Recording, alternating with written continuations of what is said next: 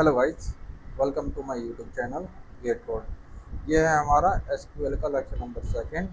और आज इस लेक्चर में जो हम कवर करेंगे टॉपिक्स वो हैं create database, second select database, third rename database, fourth show database, fifth drop database और सिक्स बैकअप डाटाबेस। तो ये टॉपिक्स हम आज अपने लेक्चर सेकंड में कवर करेंगे।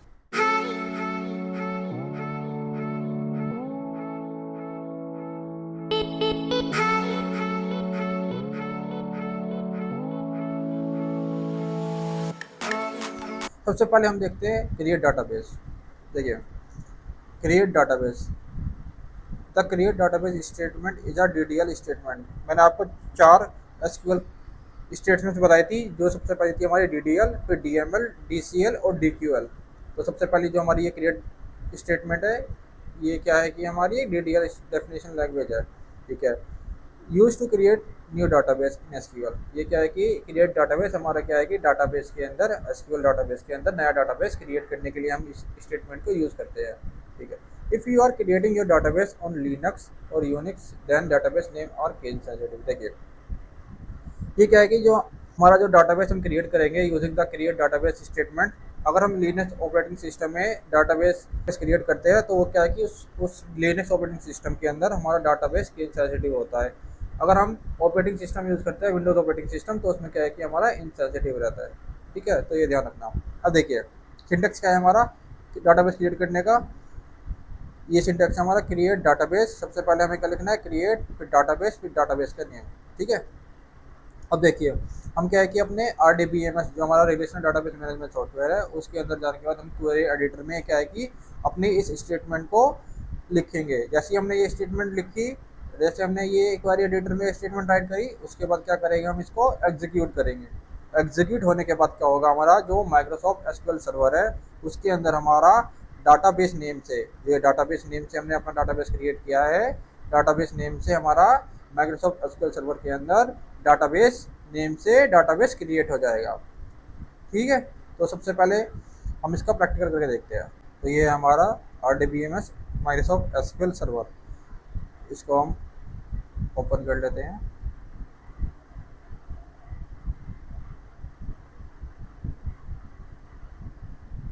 ये देखिए, हमारा क्या है कि कनेक्ट हो गया है। ये हमारा सर्वर माइक्रोसॉफ्ट एसक्यूएल सर्वर हमारा क्या है कि कनेक्ट हो गया है। और सर्वर का क्या नेम है, हमारे डेस्कटॉप FIK5SPS। ये हमारा क्या है कि एसक्यूएल सर्वर है। ठीक है, अब क्या करते हैं हम, हमें क्वेरी लिखने के लिए अपना क्या है कि क्वेरी एडिटर हमें क्या है कि यहाँ पे यूज़ करना है। तो क्या करेंगे, हम यहाँ न्यू क्वेरी के ऊपर हम क्लिक करेंगे।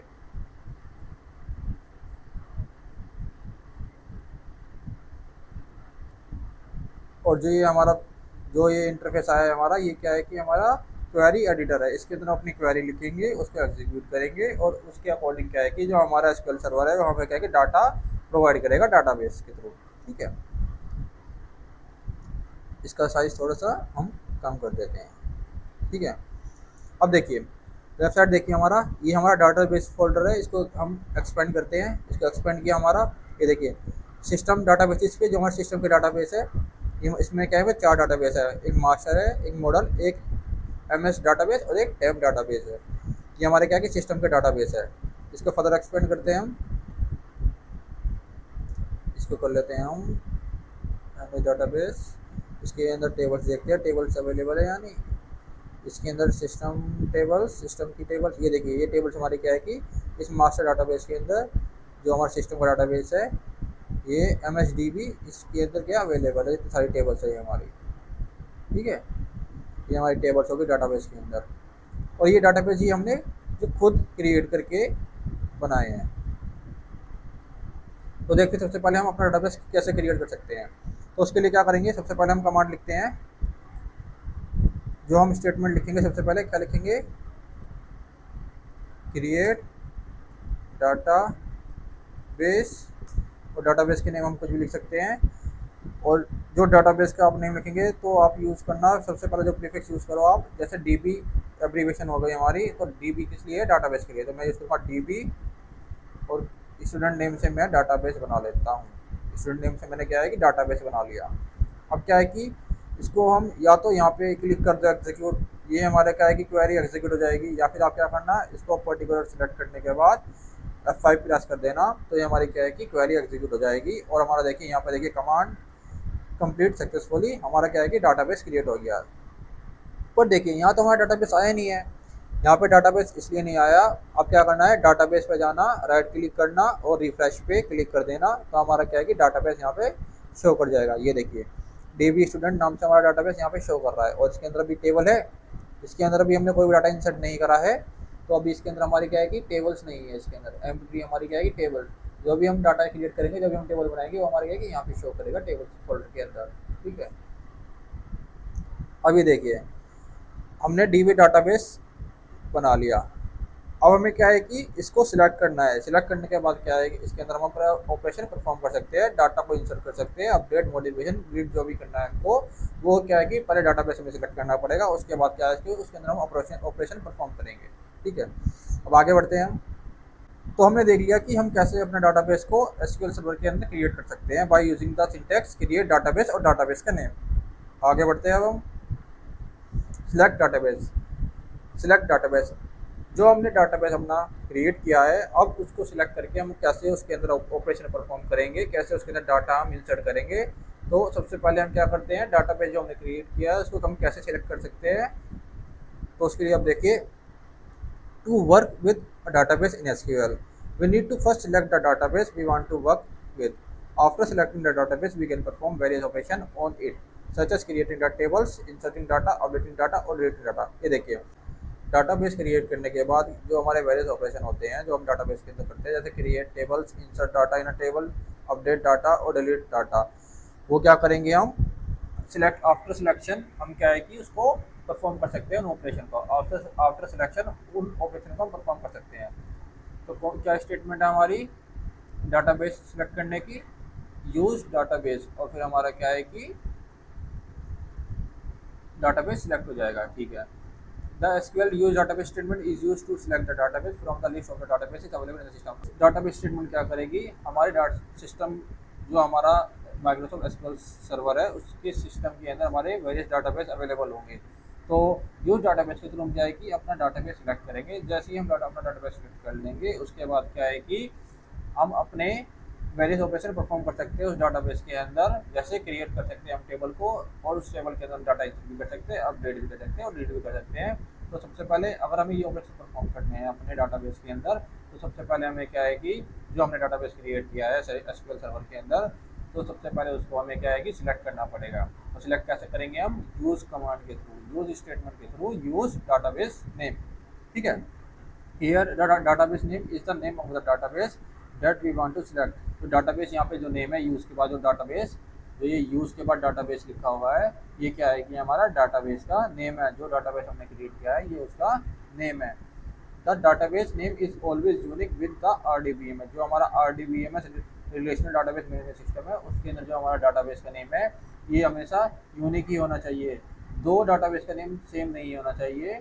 ये हमारा क्या है कि मस्ट है कि जो भी हमारा डाटाबेस का हम जो नेम यूज़ करेंगे वो भी यूनिक होना चाहिए।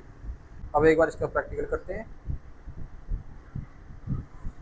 यहाँ पे देखिए हमने अपना डीबी स्टूडेंट नाम से डाटाबेस क्रिएट कर लिया है। अब देखिए हमारा यहाँ पे क्या है कि मास्टर डाटाबेस सिलेक्ट है, यहाँ पे हमारा मास्टर डाटाबेस सिलेक्ट है, और ये मास्टर डाटाबेस कहाँ पे हमारा सिस्टम डाटाबेस, सिस्टम डाटाबेस के अंदर हमारा ये क्या है कि मास्टर डाटाबेस सिलेक्ट है। ठीक है, अब क्या है कि हमें अपने एसक्यूएल सर्वर को बताना है कि हमें कौन सा डाटाबेस सिलेक्ट करना है जिसके अंदर हम अपने वेरियस ऑपरेशन परफॉर्म कर सकते हैं। तो उसके लिए क्या करेंगे, हम यूज़ करेंगे, यूज़ यूज़ कीवर्ड यूज़ करेंगे, और उसके बाद क्या करेंगे, हम अपने डाटाबेस का नेम लिखेंगे। डाटाबेस का नेम क्या है हमारा, डीबी स्टूडेंट, और इसको अब क्या करेंगे, हम इसको एग्जीक्यूट कर देंगे। एग्जीक्यूट करने के बाद क्या होगा, जो हमारा एसक्यूएल सर्वर है वो क्या करेगा, जो हमारे list of data base available है सिस्टम के अंदर, उसमें से पर्टिकुलर डीबी स्टूडेंट को सिलेक्ट कर लेगा। उसके बाद क्या है कि हम इस डाटाबेस के अंदर अपने वेरियस ऑपरेशन परफॉर्म कर सकते हैं, जैसे इंसर्ट कर सकते हैं टेबल को, टेबल के अंदर डाटा डिलीट मॉडिफिकेशन कर सकते हैं। अब हमने इसको एग्जीक्यूट कर दिया। ठीक है, अब एग्जीक्यूट करने के बाद क्या हुआ, देखिए हमारा क्या है कि यहाँ पे DB स्टूडेंट डाटाबेस सिलेक्ट हो गया है।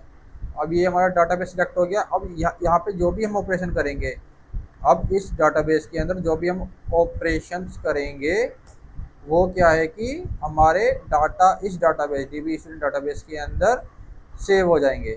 ठीक है। अब ऑपरेशन कौन कौन से हो सकते हैं, हम क्या है कि क्रिएट कर सकते हैं टेबल को, डिलीट कर सकते हैं, और डाटा जो भी हमने इंसर्ट किया है उसको क्या है कि अपडेट कर सकते हैं। तो वेरियस ऑपरेशन हम परफॉर्म कर सकते हैं अब अपने इस स्टूडेंट डाटाबेस के अंदर। ये हमने सिलेक्ट कर लिया है स्टूडेंट डाटाबेस को। ठीक है। और इसको हम एक तरह से कैसे सिलेक्ट कर सकते हैं, एक और तरह से हम इसको सिलेक्ट कर सकते हैं। वो कैसे कर सकते हैं, ये जो आपको एरो मांग दिख रहा है इस पर क्लिक करना, और ये हमारे जितने भी डाटाबेस है सिस्टम के अंदर वो सारे यहाँ पे हमारे क्या है कि शो कर रहे हैं। अब यहाँ से कोई पर्टिकुलर डाटाबेस पे आप क्लिक करना, मैंने यहाँ मास्टर पे क्लिक किया तो हम मास्टर डाटाबेस के अंदर है।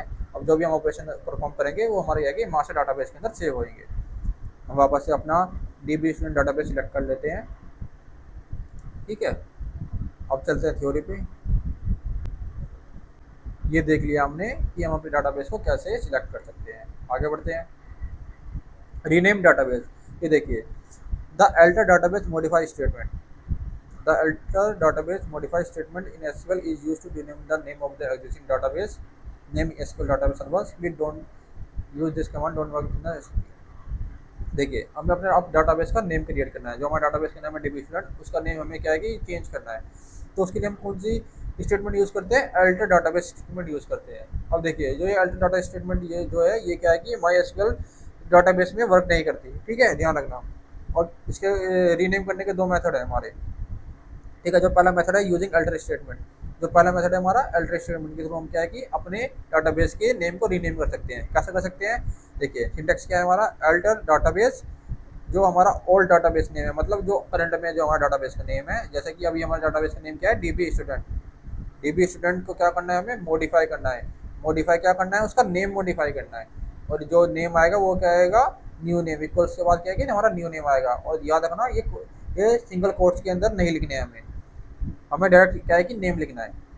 दोबारा देखिए, अल्टर डाटाबेस जो हमारा डाटाबेस है उसमें क्या है कि हमें मॉडिफिकेशन करनी है। क्या मॉडिफिकेशन करनी है, जो हमारा डाटाबेस का ओल्ड नेम है, मतलब जो हमारा डाटाबेस का करंट नेम है उसको मॉडिफाई कर दो, और जो नेम है वो क्या कर देना, नया जो भी हम डाटाबेस का नेम रखना चाहते हैं वो यहाँ पे लिख देना। ठीक है।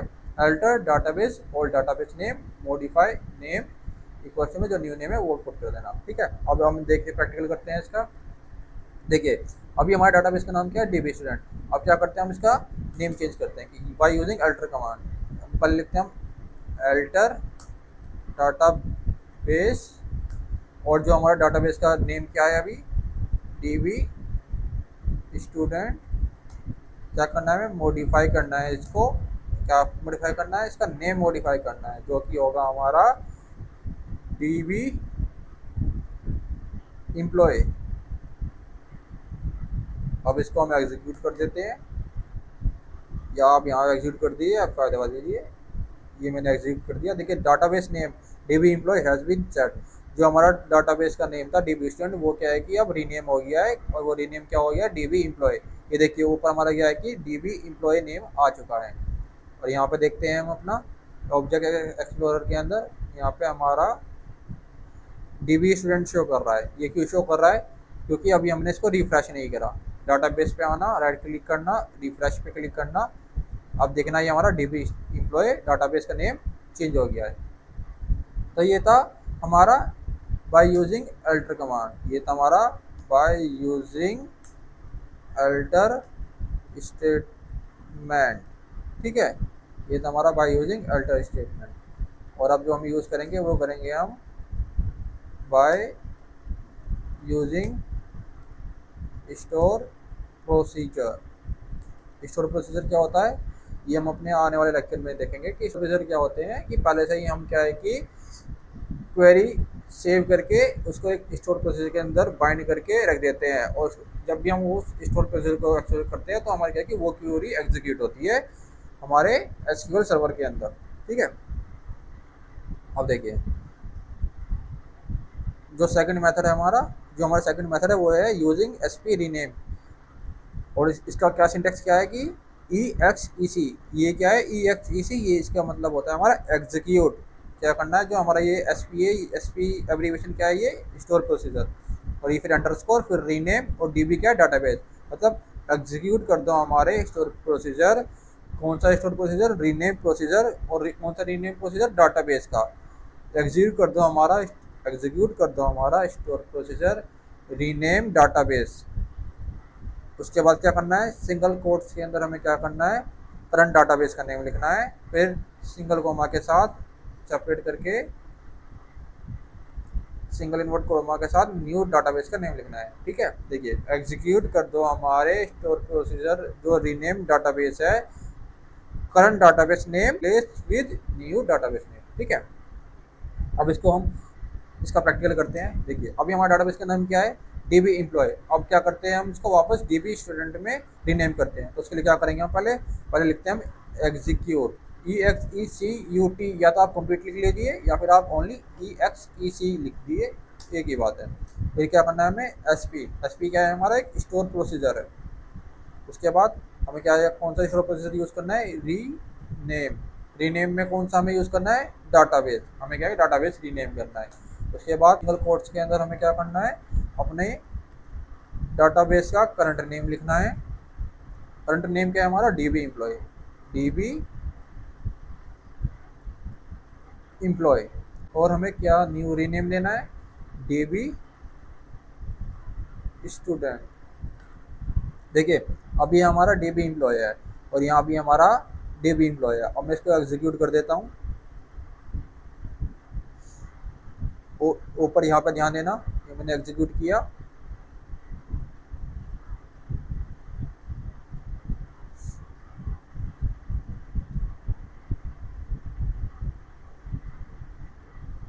ये थोड़ा टाइम ले रहा है। ये देखिए यहाँ पे एग्जीक्यूटिंग क्वेरी चल रही है, ये क्या है कि क्वेरी हमारी एग्जीक्यूट हो रही है। देखिए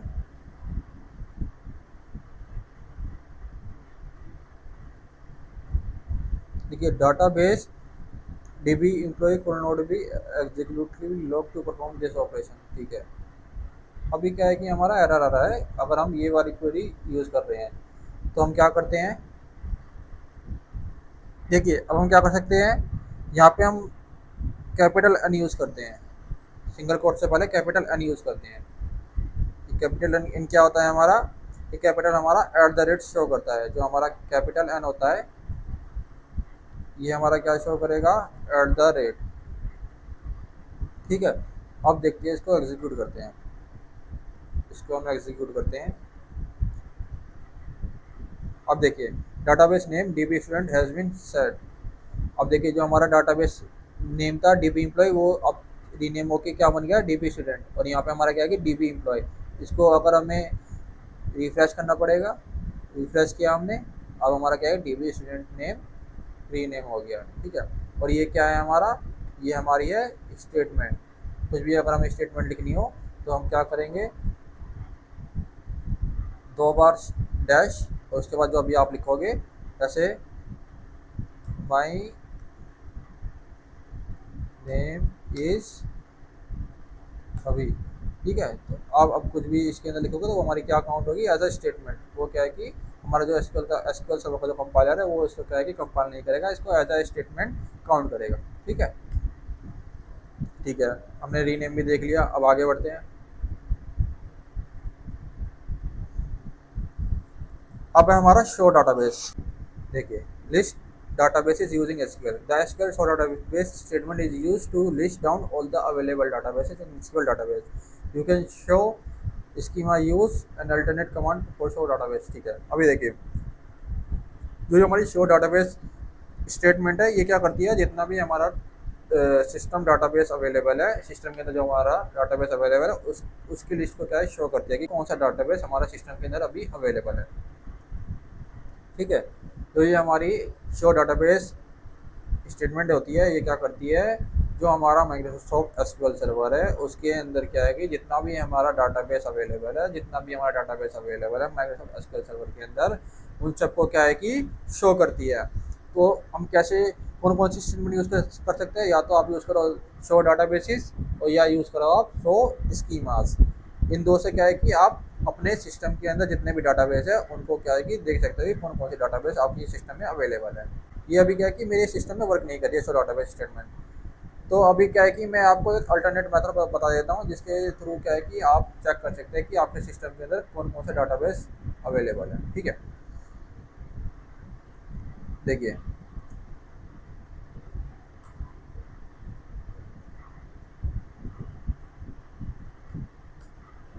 शो डाटा बेस। तो क्या करना, अगर आपको अपने सिस्टम में देखना है कि आपका जो माइक्रोसॉफ्ट एसक्यूएल सर्वर है इसके अंदर आपके कितने डाटाबेस अवेलेबल है सिस्टम के अंदर, तो आप क्या करना, ओनली क्या करना, आप प्रेस F7। खाली आपको क्या है F7 प्रेस करना है और आपके सिस्टम में जितने भी डाटाबेस है वो आपके इंटरफेस पे शो हो जाएंगे। मैं F7 प्रेस कर देता हूँ। F7 क्या है मेरा, ये F7 मैंने प्रेस कर दिया। देखिए मेरे सिस्टम में जितने भी अभी डाटाबेस अवेलेबल है, जितने भी मेरे इस डेस्कटॉप एसक्यूएल सर्वर के अंदर जितने मेरे डाटाबेस अभी अवेलेबल है वो सारे यहाँ पे क्या है कि मेरे यूज़र इंटरफेस पे डिस्प्ले हो गए हैं। ठीक है, देखिए ये वेब, ये हमारा वेब डाटाबेस, ये portal web database, portal database, portal micro first dB micro services log out live learning dB student. देखिए डीबी स्टूडेंट जो हमने क्रिएट किया था, और ये हमारा क्या है बैच। ये हमारे क्या की डाटाबेस अवेलेबल है हमारे इस डेस्कटॉप एसक्यूएल सर्वर के अंदर ही। और ये हमने कैसे शो किया, by using the command F7। हम कौन सी स्टेटमेंट यूज़ कर सकते हैं, हम यूज़ कर सकते हैं शो डाटाबेसेस या शो स्कीमास। उसके थ्रू भी क्या है कि हम अपने डाटाबेस देख सकते हैं। ठीक है, कौन कौन से डाटाबेस हमारे सिस्टम में अवेलेबल है। इसको मैं स्टॉप करता हूँ।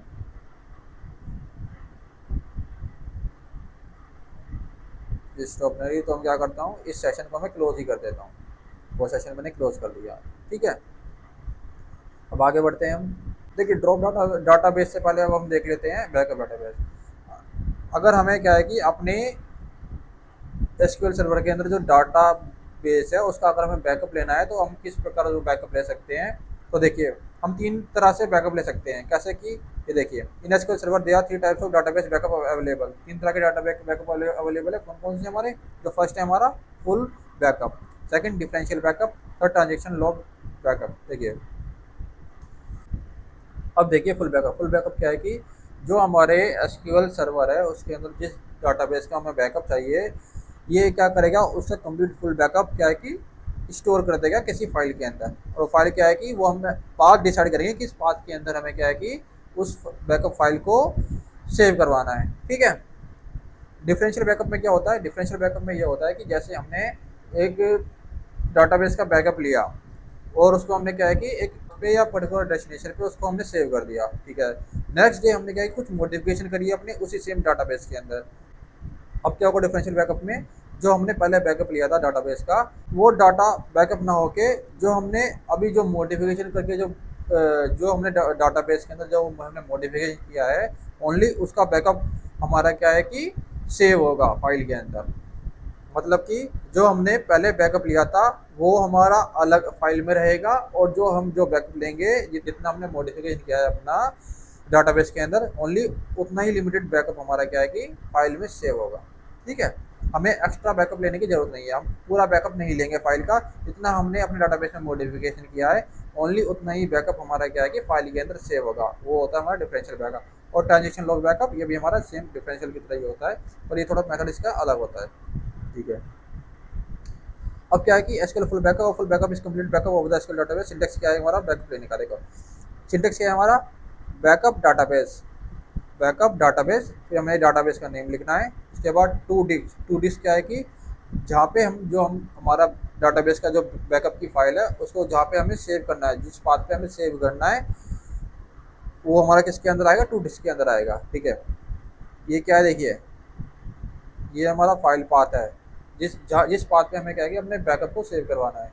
और ये फॉरवर्ड स्लैश के बाद क्या है हमारा फाइल नेम, जो हमें फाइल का नेम रखना है। और लास्ट में हमें क्या लगाना है, .bak, याद रखना .bak। ये क्या है कि हमारा बैकअप फाइल का एक्सटेंशन है। ठीक है, here database name is the name of the database. जो हमारा डाटाबेस का नेम है, यहाँ पे जो डाटाबेस नेम है, यहाँ पे हमारा डाटाबेस का नेम आएगा। ठीक है, हमने क्या बना रखा, डीबी स्टूडेंट, तो यहाँ पे हमारा क्या आएगा, डीबी स्टूडेंट। ठीक है, medium refer to the storage medium saturated disk. और ये क्या है कि ये टू डिस्क माने किस पाथ पे जाके हमारा क्या है कि जो डाटाबेस है उसकी फाइल सेव होएगी या स्टोर होएगी। ठीक है, अब इसको हम एग्जीक्यूट करते हैं। बैकअप भी हम दो तरह से ले सकते हैं। मैं पहले आपको फर्स्ट मेथड बताता हूँ। देखिए, फर्स्ट मेथड क्या है, हमें क्या करना है, स्टूडेंट डीबी का बैकअप लेना है। राइट क्लिक करेंगे, टास्क में जाएंगे, बैकअप पे क्लिक करेंगे।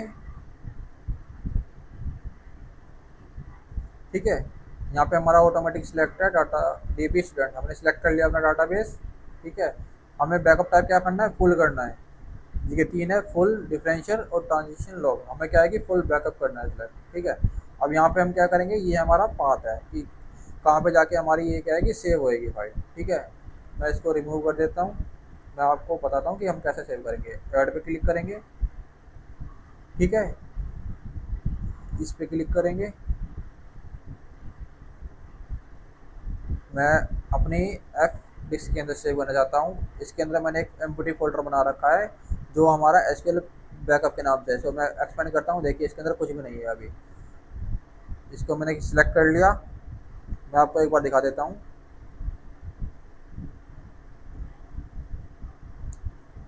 अब फाइल के अंदर गया मैं, एसक्यूएल बैकअप, इसके अंदर अभी हमारी कोई भी फाइल नहीं है। ठीक है, अब मैं क्या करता हूँ, इसको यहाँ पे मैं अपने फाइल का नाम देता हूँ। मैं देता हूँ अपना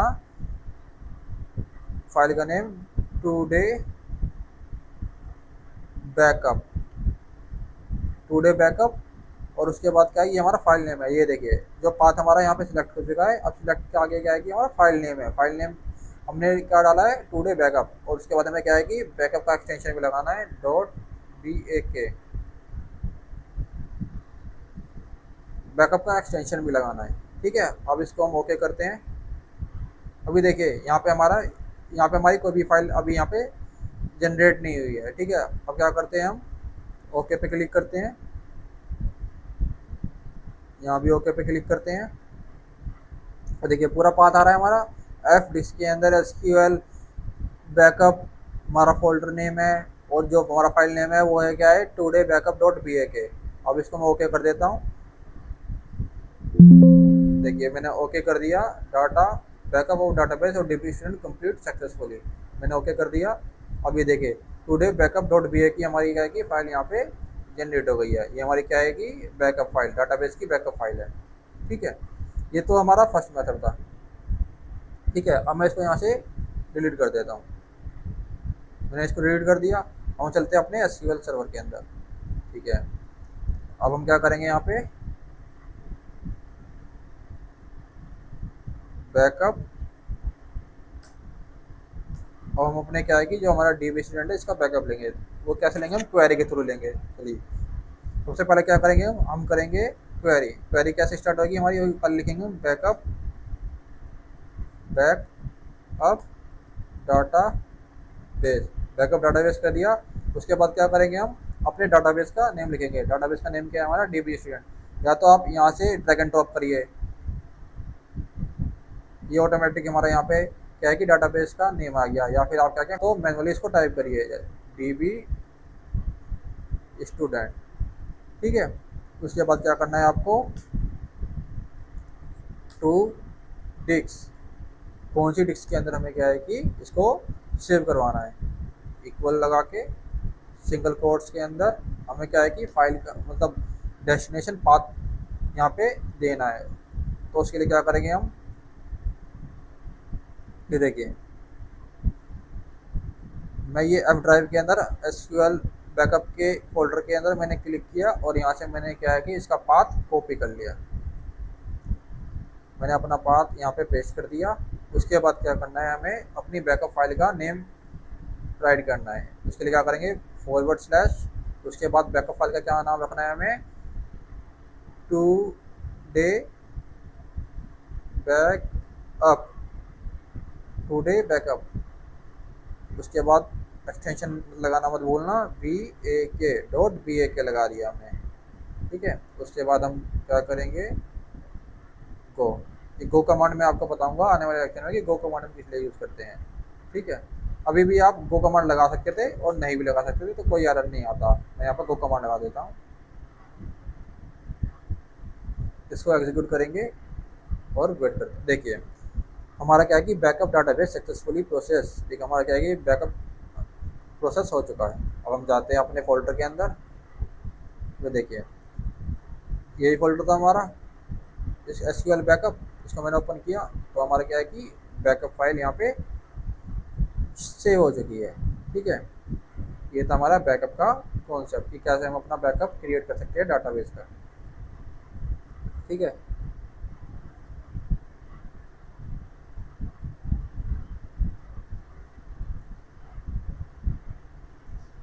अब देखते हैं हम रिस्टोर डाटाबेस। रिस्टोरिंग क्या है, एक प्रोसेस होता है कि जो हमने अपना बैकअप लिया है उसका क्या है कि डाटा कॉपी करके हमारे एसक्यूएल सर्वर में हमारा जो डाटाबेस है वो वापस रिस्टोर कर देता है। ठीक है, जो हमारी बैकअप फाइल है वो क्या करता है, उसको वापस हमारे डाटाबेस में सेव कर देता है। जो हमारा प्रोसेस क्या है, रिस्टोरिंग प्रोसेस होता है। ठीक है, अब इसकी क्वेरी देख लेते हैं, क्या क्वेरी है। देखिए जो हमारी क्वेरी है वो है रिस्टोर डाटाबेस। तो ये डाटाबेस नेम हम कुछ भी रख सकते हैं, हमने DB स्टूडेंट रखा हुआ था। अब वो क्या है कि जो हमारा डाटाबेस है वो अभी यहाँ पे हम जो भी नेम लिखेंगे उस नेम से हमारा क्या है कि हमारे एसक्यूएल सर्वर के अंदर वो डाटाबेस सेव होगा। ठीक है, फ्रॉम डिस्क कि जिस पाथ पे हमारी वो जो बैकअप फाइल है वो जिस पाथ पे अवेलेबल है वहाँ पे उसका क्या है कि हमें यहाँ पे फाइल पाथ पेस्ट करना है या फाइल पाथ यहाँ पर ऐड करना है, और उसके बाद क्या है कि हमें फाइल का नेम भी लिखना है। ठीक है, ये आ गए हम अपने वापस सर्वर पे। ठीक है, बैकअप भी हम दो तरह से ले सकते हैं, मैं पहले बता देता हूँ आपको क्वेरी के थ्रू। रिस्टोर रिस्टोर बैकअप, हम अपना बैकअप कैसे रिस्टोर कर सकते हैं। सबसे पहले मैं आपको बता देता हूँ क्वेरी के थ्रू। ठीक है, सबसे पहले क्या करेंगे, हम लिखेंगे रिस्टोर बैकअप और जो हमारा डाटाबेस नेम है, क्या डाटाबेस नेम होगा हमारा, DB स्टूडेंट नेम से है। ठीक है, देखिए अभी हमारे यहाँ पे DB स्टूडेंट नेम शो कर रहा है, तो क्या करेंगे हम, सबसे पहले इसको यहाँ से रिमूव कर देंगे। रिमूव करने का मतलब इसको यहाँ से डिलीट कर देंगे। तो सबसे पहले यहाँ से हम क्या करते हैं, हम मास्टर सेलेक्ट कर लेते हैं। अब इसको हम यहाँ से डिलीट कर देते हैं।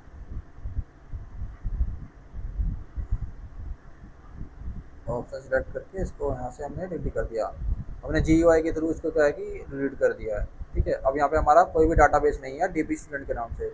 ठीक है, हमारा DB स्टूडेंट के नाम से यहाँ पे कोई भी डाटाबेस अवेलेबल नहीं है, चाहे आप रिफ्रेश भी कर लीजिए, यहाँ पे हमारा कोई भी DB स्टूडेंट के नाम से डाटाबेस नहीं है। और आप चाहे यहाँ भी देखिए, यहाँ भी हमारा DB स्टूडेंट के नाम से कोई भी डाटाबेस नहीं है। इसको मैं एक बार और रिफ्रेश कर देता हूँ। ठीक है, यहाँ पे हमारा कोई भी डाटाबेस नहीं है और ना हमारा यहाँ पे कोई डाटाबेस नहीं है DB स्टूडेंट के नाम से। ठीक है, और ये गो मैं कमांड बताऊंगा आपको आने वाले लेक्चर में कि हम गो कमांड क्यों यूज़ करते हैं। अगर आप यहाँ पर गो नहीं लिखते तो जब भी आपका क्या है कि ये वर्क करता। मैं यहाँ गो लिख देता हूँ और अब इसको क्या है कि मैं एग्जीक्यूट करता हूँ।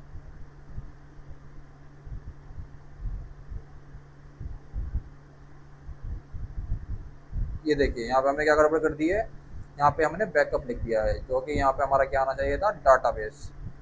डाटाबेस। ठीक है, अब इसको एग्जीक्यूट करते हैं हम। ये देखिए रिस्टोर डाटाबेस सक्सेसफुली।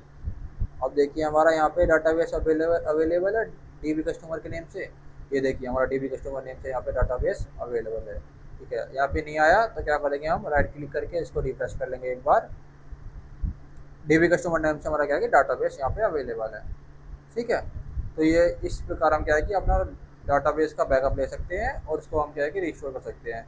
और एक और मेथड इसको रिस्टोर करने के लिए वो क्या है कि पहले मैं इसको यहाँ से डिलीट कर देता हूँ। मास्टर सेलेक्ट करके मैंने यहाँ से इसको डिलीट कर दिया। और ये मैंने मास्टर सेलेक्ट क्यों किया, डायरेक्ट डिलीट क्यों नहीं किया, ये मैं आपको थोड़ी देर में बताने वाला हूँ कि ये मैंने क्यों किया ऐसा। ठीक है, हमारा क्या है कि डिलीट हो चुका है। देखिए हमारा क्या है कंप्लीट डिलीट हो चुका है DB कस्टमर डाटाबेस। यहाँ पे मैं रिफ्रेश कर लेता हूँ एक बार, तो मैंने रिफ्रेश कर लिया। ठीक है, अब देखिए अब मुझे क्या है कि अपने डाटाबेस को रिस्टोर करना है। तो अब क्या करेंगे हम, जो हमारा ये एसक्यूएल सर्वर है इसके मैं जीयूआई के थ्रू इसका क्या है कि रिस्टोर करूँगा। कैसे, ये डाटाबेस इस फोल्डर है, इस पर राइट क्लिक करिए, रिस्टोर डाटाबेस, इस पर क्लिक करिए।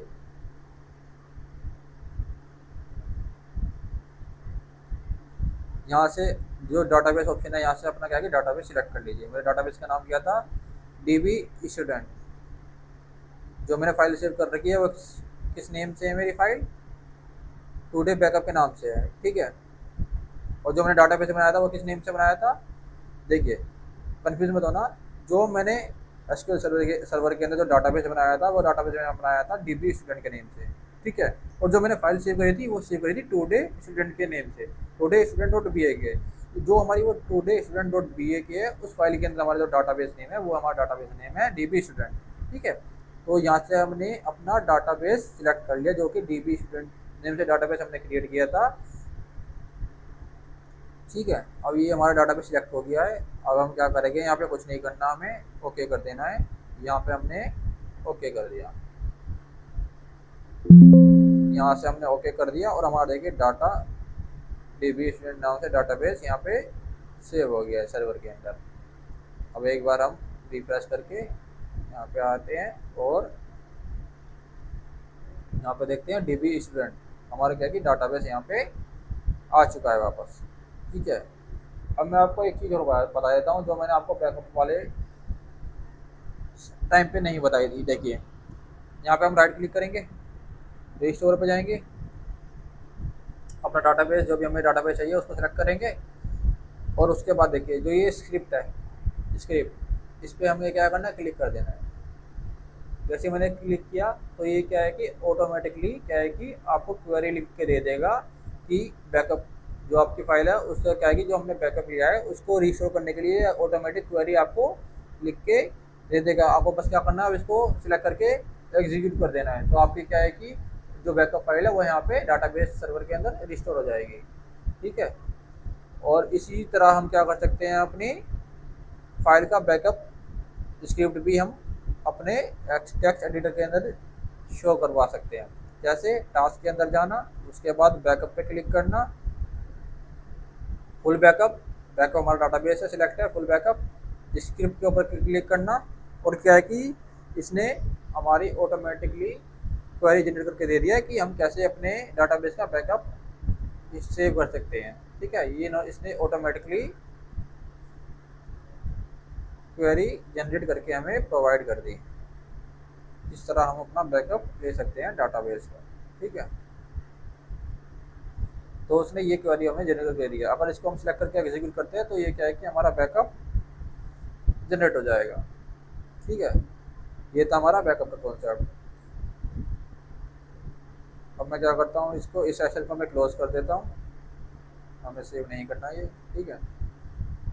अब देखेंगे हम जो हमारा एसक्यूएल सर्वर है उसके अंदर हम अपने डाटाबेस को कैसे ड्रॉप कर सकते हैं। ड्रॉप माने अपने एसक्यूएल सर्वर में से उस पर्टिकुलर डाटाबेस को, जो हमारे सिस्टम के डाटाबेस है जो हमने डाटाबेस क्रिएट किया था, उसको कैसे हम अपने एसक्यूएल सर्वर से कम्प्लीटली इरेज कर देंगे।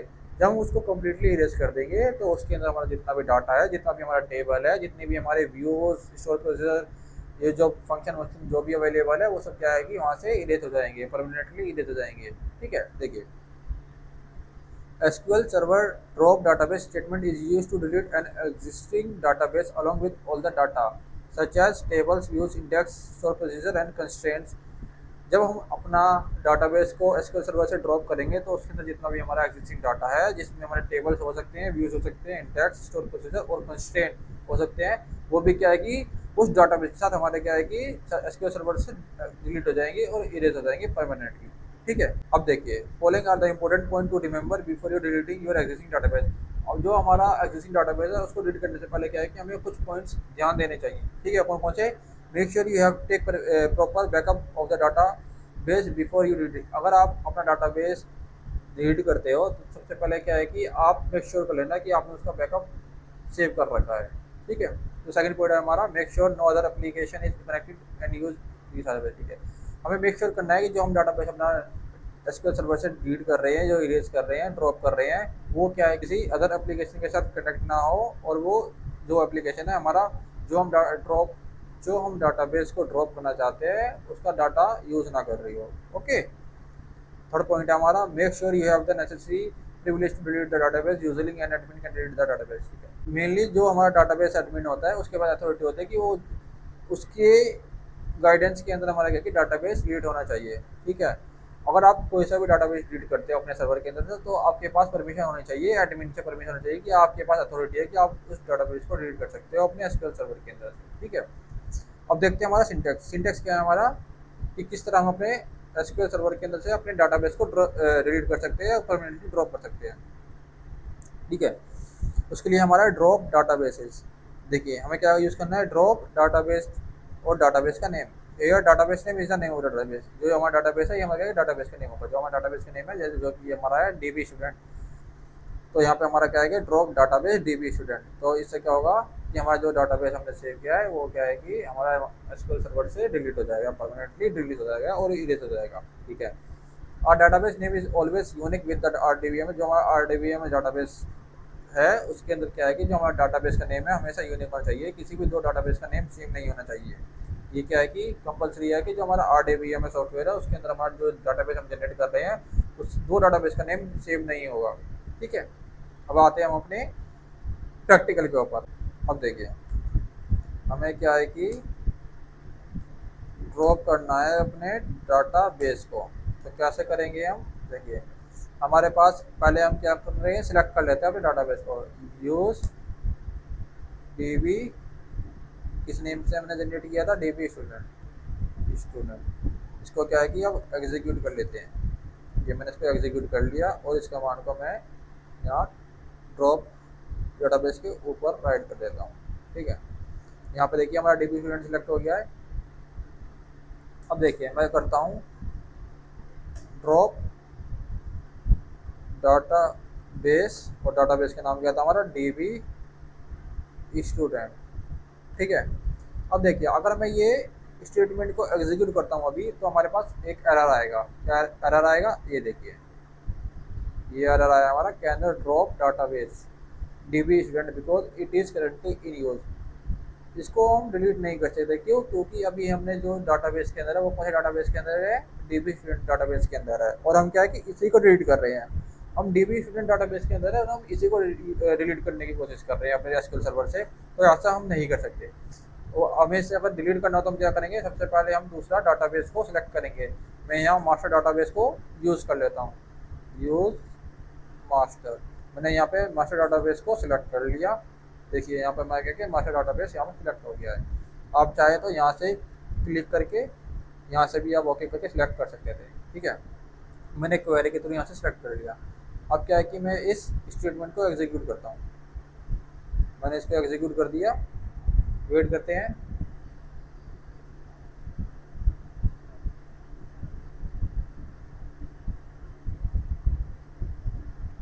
ये देखिए नीचे हमारी क्वेरी एग्जीक्यूट हो रही है, नीचे हमारी क्वेरी अभी एग्जीक्यूट हो रही है।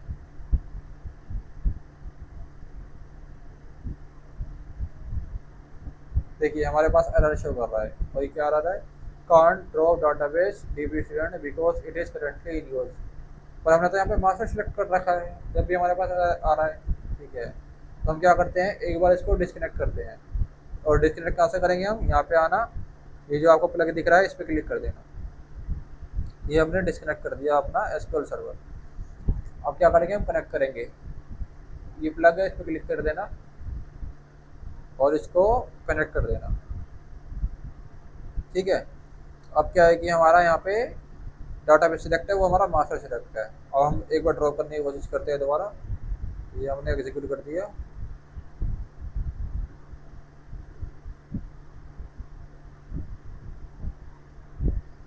अभी भी टाइम ले रहा है।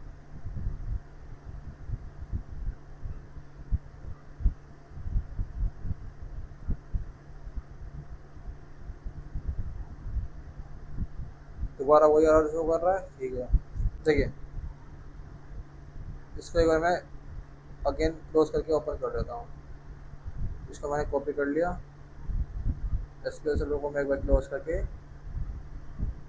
दोबारा ओपन करके देखता हूँ।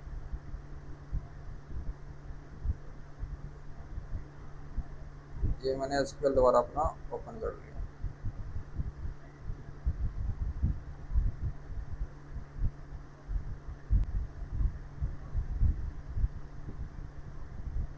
कनेक्ट, कभी कभी एरर आ जाता है।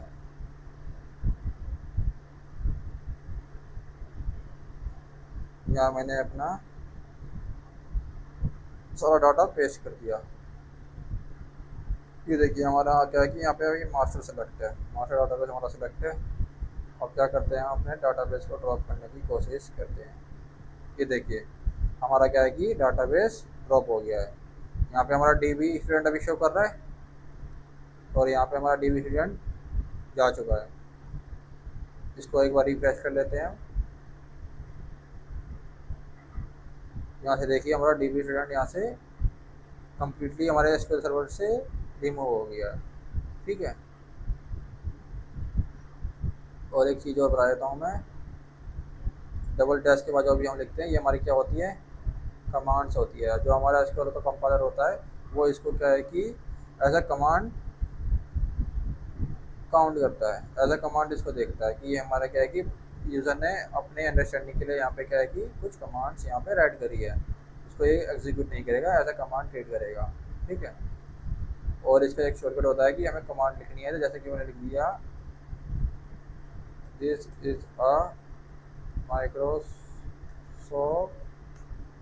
SQL server. ठीक है, अब क्या है कि हमें इसे कमांड में कन्वर्ट करना है, तो उसके लिए हमारे पास एक शॉर्टकट होता है, क्या होता है, कंट्रोल के और सी। इससे क्या है कि हमारी ये कमांड में कन्वर्ट हो जाएगा, और इसे हमें अनकमेंट करना है तो क्या करना पड़ेगा, कंट्रोल के और यू, ये हमारा अनकमेंट हो गया।